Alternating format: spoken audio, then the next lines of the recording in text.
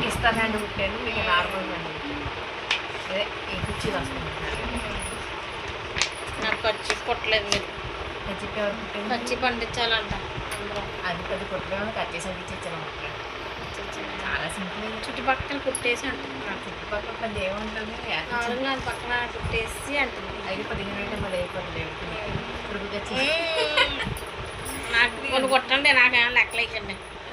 ఆ అమ్మాయి నైటీ మాట దానికి లెక్కేది నచ్చగానే. ఇవి ఏంటంటే బొమ్మలు ఇది తిరగ నైటీయా నేను టాప్ అనుకుంటున్నాను.